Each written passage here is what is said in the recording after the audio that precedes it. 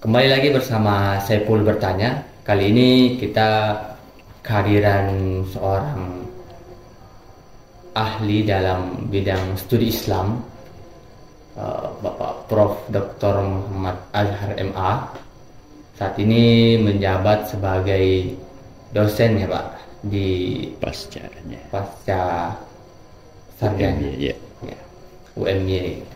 Nah, kali ini kita akan membahas sebenarnya fenomena-fenomena di akhir atau pasca pemilu tahun 2024 ini. Ya.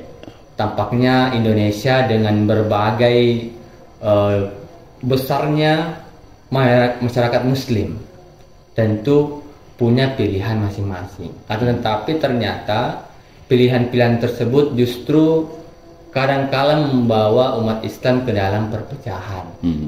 Nah, oleh karena itu ada beberapa hal sebenarnya yang ingin saya tanyakan kepada Prof mengenai dinamika politik umat Islam di tahun 2024 pasca pemilu ini. Yang pertama adalah bagaimana menurut Prof sendiri mengenai dampak hasil pemilu tahun 2024 terhadap dinamika sosial umat Islam di Indonesia. Iya. Baik, bismillahirrahmanirrahim. Jadi ada beberapa evaluasi ya, paling tidak secara umum pilpres atau pemilu pileg ya 2024 ini relatif katanya lebih baik. Ya. Tadi ada survei terbaru indikator politik 82% warga atau rakyat Indonesia mengatakan pemilu kali ini termasuk baik. Nah, jadi kita bersyukur ya. Ya kalau kita lihat dulu pemilu-pemilu yang lalu ada ratusan, berapa? 700 atau berapa ya petugas KPPS. Nah, sekarang ini ada juga tapi relatif mungkin 1:7 ya. Walaupun itu tetap ya kita mengharukan juga buat kita, tapi secara kuantitatif lebih menurun. Nah, yang kedua, misalnya waktu kampanye besar di GBK sama JIS itu kan luar biasa itu ya masanya, tapi alhamdulillah kayaknya hampir tidak ada bentrok ya. Bahkan masa yang di JIS nyambung nonton di GBK katanya karena bandnya agak menarik. Nah itu kan asik juga itu ya. Ya mungkin adalah dulu kasus apa itu di mana itu Jawa Tengah ya, yang saya sebut jamaah brongnya itu brong-brong itu ya. Tapi itu nggak banyak. Nah tentu itu kita syukuri. Nah sekarang barangkali bagaimana kita terutama umat Islam menyikapi pilpres ini, ya kita tunggu aja pernyataan KPU dan juga kalau masih kurang puas nanti di MK ya. Nah, jalurnya di situ. Jalur hukum, kalau angket itu jalur politik ya silakan aja, yaitu hak DPR. Nah, secara dalam perspektif yang lain saya melihat Pilpres 2024 ini sudah hampir tidak ada isu cebong dan kampret ya. Cebongiyah wa kamfretiyah itu ya. Nah ini saya kira bagus sekali ya. Jadi walaupun masih ada sedikit politik identitas, misalnya ada isu Jibril macam-macam ya, atau perambut atau janggut surga atau apa itu ya. Nah, tapi itu nggak terlalu signifikan ya. Nah ada juga mungkin wacana tentang etika. Ini saya kira bukan hanya di Indonesia tapi di seluruh dunia memang isu etika ini semakin meningkat ya. Etika lingkungan, etika perang, kemanusiaan seperti yang di Timur Tengah itu ya, atau Rusia Ukraina. Nah itu saya kira bagus. Nah tinggal nanti setelah Pilpres bagaimana. Nah saya kira umat Islam juga harus terlibat ini ya. Nah, bagaimana membahas tentang etika dalam berbagai sisi kehidupan, terutama Muhammadiyah dan NU. Nah, ada juga masalah, misalnya kemarin muncul isu proksi ya. Nah, kayaknya dengan kemenangan dalam tanda kutip tentatif ini ya, Prabowo Gibran sambil menunggu KPU dan MK, ya kayaknya hampir minus proksi asing kira-kira begitu ya. Jadi mudah-mudahan ke depan lebih politik luar negeri Indonesia benar-benar tetap bebas dan aktif seperti selama ini. Nah, itu saya kira yang barangkali beberapa dampak bagi masyarakat, terutama umat Islam, yang harus direspon. Baik, Pak. Namun yang selanjutnya adalah kalau kita melihat dalam konteks keagamaan saat ini, apakah Prof melihat perubahan pola keberagaman umat Islam itu sendiri pasca pemilu 2024? Ya. Ya, seperti tadi ada ya hampir tidak ada lagi cebong dan kampret itu ya, berarti itu kan juga sedikit banyaknya dulu terkait politik identitas juga ya. Nah, ada juga fenomena lain, misalnya beberapa tokoh Muslim yang katakanlah garis keras gitu ya, maaf seperti Rizik misalnya ya, dia malah dalam statement politiknya ya, dalam tanda kutip dia menghimbau umatnya paling tidak untuk jangan membawa nama-nama agama atau menghakimi orang yang berbeda pilihan sebagai kufur dan sebagainya. Nah, atau misalnya tokoh kita ya yang mungkin sudah senior, sudah sepuh, Pak Amin misalnya, Amin Rais, dia juga dulu mengatakan ya saya pilih Anies misalnya ya dengan terbuka, tapi kalau kalah ya saya pilih Prabowo katanya. Nah, itu kan berarti tidak menggambarkan tidak kaku gitu ya, tidak pokoe. Nah, itu ada fenomena melunaknya ya tokoh-tokoh yang katakanlah garis keras itu ya. Nah, yang kedua, kalau kita lihat survei real count KPU ya, mungkin survei quick count gitu ya, tapi yang KPU ini beberapa partai Islam juga masih bertahan, tapi saya bagi dua, ada partai Islam yang skriptural seperti P3 PKS itu relatif masih lolos gitu ya, bertahan, berarti jamaahnya itu istiqomah gitu ya dalam tanda kutip. Nah, lalu ada partai Islam tapi yang kita sebut partai yang moderat, tidak skriptural seperti PKB, PAN kan juga lolos ya. Nah, itu artinya dibanding pemilu-pemilu yang lalu, penyaluran aspirasi politik umat itu masih masih terwakili lah. Ada representasi yang tadi skriptural maupun yang moderat itu ya. Nah, yang ketiga ya kecuali partai bulan bintang ya atau partai umat mungkin, kalau partai umat mungkin masih baru. Kalau saya mengusulkan sudahlah, terutama partai bulan bintang udah berapa kali nggak lolos-lolos, nanti bergabung aja entah ke yang skriptural atau yang moderat. Nah, yang ketiga poinnya adalah secara umum umat kita semakin menengah gitu, semakin ke tengah.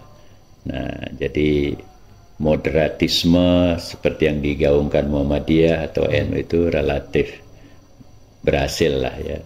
Saya kira itu. Baik.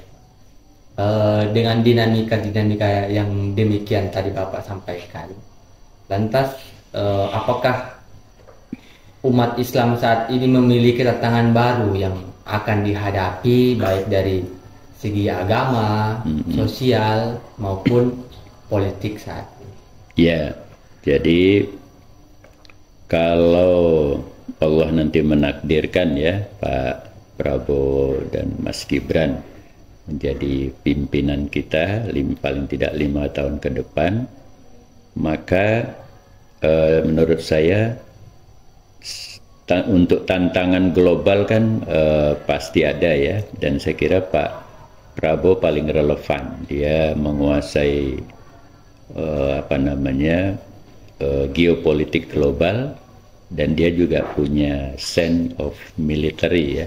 Jadi dia dibanding Anies dan Ganjar, mungkin Anies Ganjar itu tahu geopolitik global tetapi tidak punya sense of military ya, terutama konflik-konflik global war ya, di Palestina, di Ukraina, bahkan di Texas kalau nggak salah sudah mulai agak ini ya, di Amerika. Nah itu saya kira tepat untuk. Nah yang kedua adalah kita ini kan kesenjangannya agak ini ya. Memang ekonomi kita termasuk bagus lah, 16 dunia ya, pertumbuhannya, tapi pemerataannya yang masih, apalagi pasca COVID. Nah saya kira faktor Mas Gibran, apalagi Indonesia ini mayoritas ya tentu Muslim juga, mayoritas atau 60% kan, atau 55% itu anak-anak muda. Nah ini harus dikelola dengan baik, skill mereka, entrepreneurship mereka, digital skill mereka dan sebagainya. Nah mudah-mudahan nanti kalau untuk ASN kan kursinya dikit sekali ya, maka entrepreneurship lah. Kita masih kalah jauh dengan China, Korea, mungkin Jepang ya. Jadi kita harus meningkatkan entrepreneur anak-anak muda. Nah itu otomatis kalau setiap keluarga-keluarga Muslim terutama, istilah saya ada wawasan santripreneur, nanti kan ada free trade, tapi juga jangan hanya free tapi fair ya, free and fair trade ya, makanya hilirisasi itu yang tidak disukai Eropa ya. Selama ini kan unfair ya. Nah disitulah peran anak muda terutama santripreneur. Ya selain tadi diperkuat gizinya kan dengan makan siang, dan Malaysia 1979 sudah duluan tentang makan siang itu ya, dan juga Singapura. Nah saya kira itu dua hal yang menjadi geopolitik global, aspek politik keamanannya, tapi juga ekonomi lokal, santripreneurnya. Nah kira-kira gitu. Nah berbicara tentang Islam sebenarnya Kak, di Indonesia ini kan ada banyak organisasi-organisasi Islam, salah satunya Muhammadiyah, Nahdlatul Ulama, dan berbagai organisasi lain. Sebenarnya apa sih peran mereka atau peran organisasi tersebut dalam membentuk narasi dan juga kebijakan umat Islam itu sendiri pasca pemilu?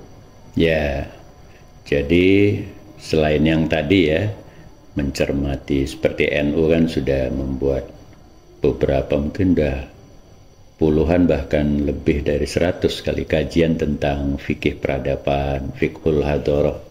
Muhammadiyah juga dengan Islam kemajuan, kalau istilah saya Isnusja lah, Islam Nusantara berkemajuan. Nah, nggak perlu dipertentangkan ya.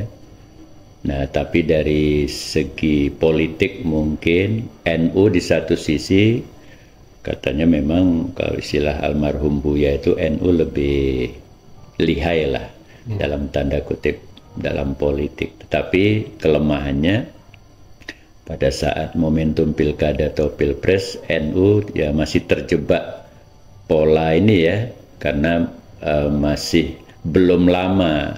Kalau zaman Said Agil dulu kan PKB dan NU itu sangat blended istilahnya ya. Nah sekarang Gus Yahya ini mulai ada distance lah. Betul, ada. Tapi karena periodenya masih baru jadi makanya agak rame.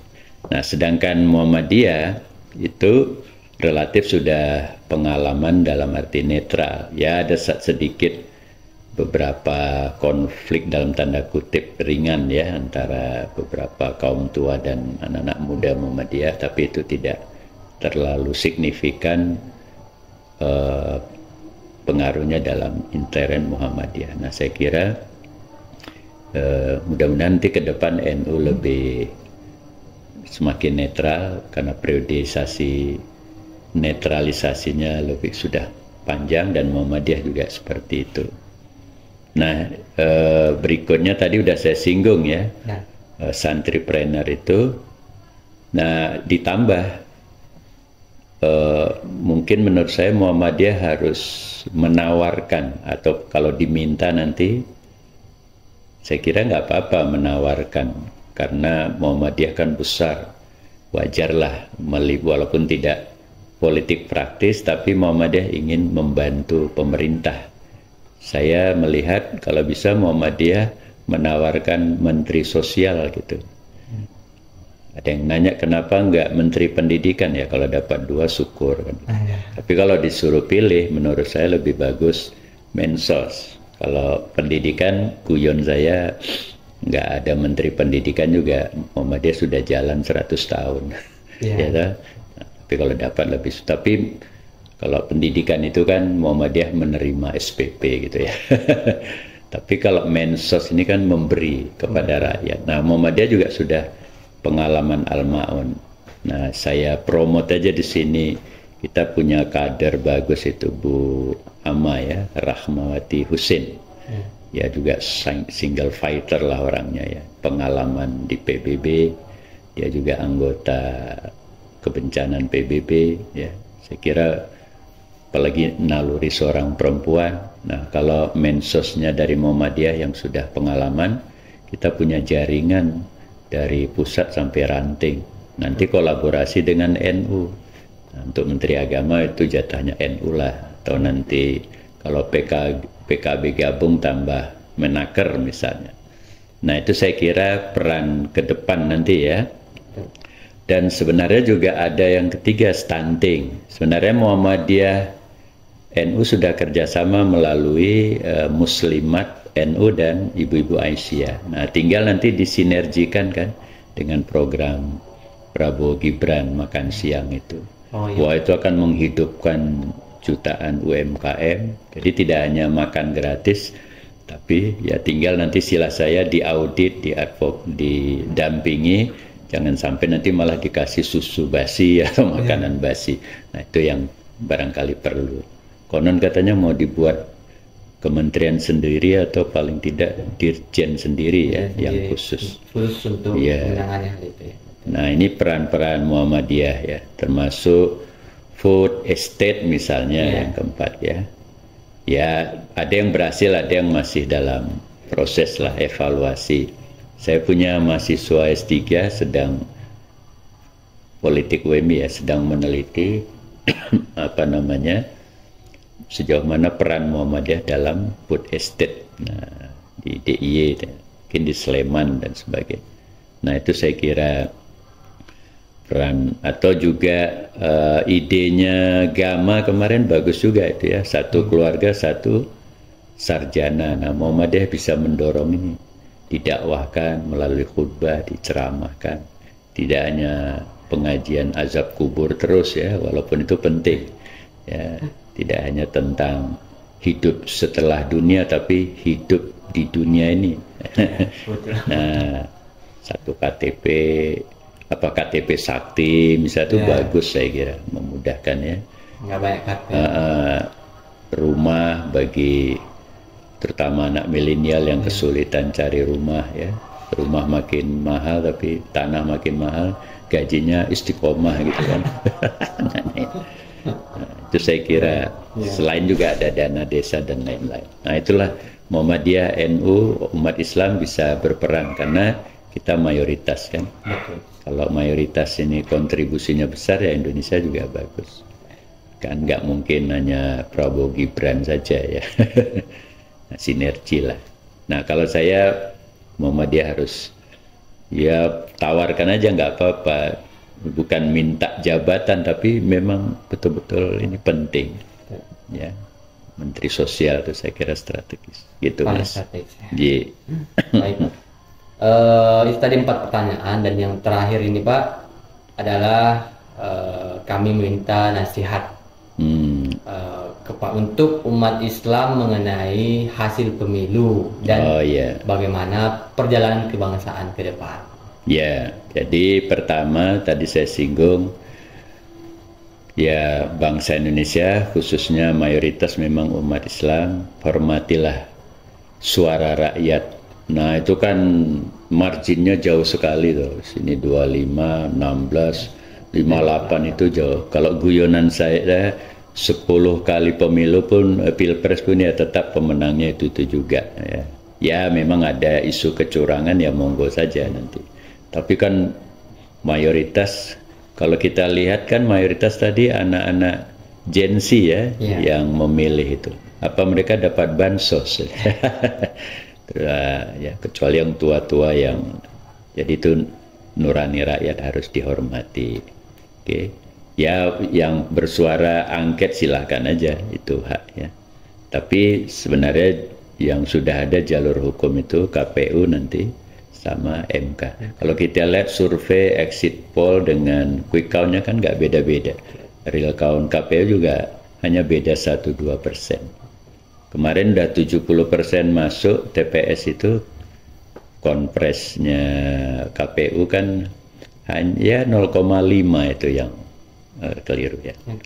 Dan nanti kan bukan sirekap yang dipakai, tapi hitungan manual berjenjang. Nah itu semua udah ada wakilnya kok ya. Jadi nggak perlu lagi minal ngototin wal ngeyelin kan. Nanti KPU nggak nerima ya nggak apa-apa ke MK. Kalau di MK juga nggak nerima ya di Ruqyah kan gitu. Nah itu satu, hormati ya. Yang kedua, ini tren umat tawasato, moderatisme keberagamaan, baik muslim atau non muslim, saya kira harus kita pupuk terus. Sedapat mungkin hindari radikalisme ya, terutama anak-anak muda ya. Nah, tentu faktor radikalisme itu banyak, selain ideologi ya faktor ekonomi. Jadi Prabowo Gibran nanti dengan Muhammadiyah NU, LSM dan komponen atau komunitas rakyat yang lain, kita saling bahu-membahu. Kritik tetap jalan. Nanti saya kira tetap ada oposisi, tapi jangan terlalu banyak, nanti kalau lebih banyak oposisi nggak jalan-jalan pemerintah. Nah yang ketiga, pers. Nah ini kritik saya, pers itu kadang-kadang apa ya, kalau kita baca itu kadang-kadang disinyalir atau ditengarai. Nah, sebenarnya info disinyalir itu kan belum pasti juga ya, ditengarai. Nah, jadi kadang-kadang kita nggak tahu ini pers akademis atau gosip gitu, koran gosip atau majalah gosip. Jadi reformasi itu kebebasan iya, tapi jangan kebablasan. Nah kalau informasi yang disampaikan pers ini bias gitu ya, tidak based on rationality, tidak based on true data ya, dia jadi gosip dan itu masuk ke medsos-medsos ya. Nah, jadi bahaya sekali, itu mengganggu juga kan. Nah, Muhammadiyah NU saya kira punya pasukan banyak lah, dan khotib termasuk seperti ini bisa meredam itu ya. Nah lalu yang kemarin itu kalau bisa saya mengangkat gagasannya Pak Yusril itu. Nah, mungkin Muhammadiyah NU bisa berkontribusi. Kita kan punya majelis hukum ya, nggak salah. Nah, kalau bisa dihidupkan lagi GBHN. Nah, ibaratnya relnya itu ya. Ini keretanya bagus tapi relnya kita gudal-gadul. Nah, itu dihidupkan tapi tentu disesuaikan dengan konteks sekarang. Sekarang ini kan kita nggak tahu presiden bertanggung jawab kepada siapa. Nah berikutnya rencana undang-undang lembaga kepresidenan. Jadi semua lembaga tinggi negara itu sudah punya, cuma satu nih yang belum. Nah itu sejak tahun 2002. Dulu Cak Imin yang ingatkan, sekarang mungkin dah lupa juga dia ya. Nah, 2002 mungkin zaman Bu Mega ya. Nah itu diselesaikan, termasuk RUU perampasan aset. Nah, ini jangan-jangan yang mau memakzulkan ini para mafia yang tidak suka dengan itu ya. Nah saya kira Muhammadiyah NU bisa mendorong itu ya. Nah untuk anak-anak muda hindari sikap hedonisme. Saya kira sosok Mas Gibran itu menjadi inspiring, menjadi inspirasi bahwa anak muda itu jangan hanya hedonis, tapi punya keinginan untuk berbakti. Nah, Mas Gibran positifnya di situ ya. Jadi blessing in disguise. Nah, mungkin satu-satunya di dunia nanti kita punya cawapres termuda, mewakili anak muda ya. Jadi paman, kalau Amerika Paman Sam, kita Paman Usman katanya kuyonannya. Itu ya ada hikmahnya juga saya kira ya. Yang jelas itu sudah putusan MK yang wajib dihormati. Kalau nggak salah udah 2 kali ya diputuskan tetap. Nah juga umat atau Muhammadiyah NU memperhatikan lagi nasib buruh ya. Partainya kalah kemarin. Dulu di Polandia menang itu ya, Lech Walesa itu. Tapi itu harus menjadi concern juga tadi, kewirausahaan. Pak Prabowo pernah bilang nggak ada lagi UMR. Mudah-mudahan itu bisa diwujudkan ya. Kalau bisa, atau idenya Ahok itu menarik juga. Kalau bisa satu keluarga per bulan 5 juta, kira-kira begitu, menarik juga. Jangan sampai ada guru gajinya cuma 300.000 per bulan itu. Ya mesake ya. Nah saya kira yang terakhir itu adalah transisi demokrasi ini mudah-mudahan. Ini kayaknya lumayan bagus dari Pak Jokowi ke Prabowo. Mudah-mudahan lebih safe lah ya. Apalagi APBN-nya katanya mau disisipkan juga. Saya nggak tahu itu prosedurnya. Makan siang gratis misalnya. Nah itu. Oh ya, untuk ke depan kira-kira kalau bisa pilpres 1 putaran aja lah, nggak usah muter-muter 2 putaran 3. Itu bikin konflik dan buang waktu, buang biaya, buang perasaan juga. 1 putaran nanti misalnya yang menang 45 40 suara terbanyak ya sudah langsung. Tuh. Yang kedua electoral threshold. Kalau Rocky Gerung kan mintanya 0 lah. Kalau saya itu terlalu idealis ya. Ya minimal 10 lah, 10%, itu bisa 5 calon gitu. Karena kalau nanti 0 itu lemah di parlemen presidennya. Dia tetap ada dukungan partai. Tapi jangan berat kayak sekarang, 10 lah. Nah, bisa nggak nanti yang ketiga presiden akan datang 1 periode aja 7 tahun tapi. Karena biasanya kalau 5 tahun itu yang tahun pertama persiapan, tahun terakhir udah siap kampanye lagi kan, yang lain. Jadi sibuk, menterinya udah sibuk. Tapi kalau 7 tahun, 2 tahun ini ya persiapan dan kampanye bagi menteri-menteri yang pingin maju ya 5 tahun full bekerja. Nah itu ya. Dan apalagi terakhir ya masalah presiden akan datang ini. Siapapun dia mulai serius lagi tentang lingkungan, air dan lingkungan. Saya kira itu. Terima kasih. Terima kasih Bapak atas kesempatan dan waktunya. Semoga pertanyaan-pertanyaan ini bermanfaat bagi umat Islam menghadapi dinamika pasca pemilu ya. Oke teman-teman sekalian, demikian di konten Saya Perlu Bertanya. Sampai jumpa di konten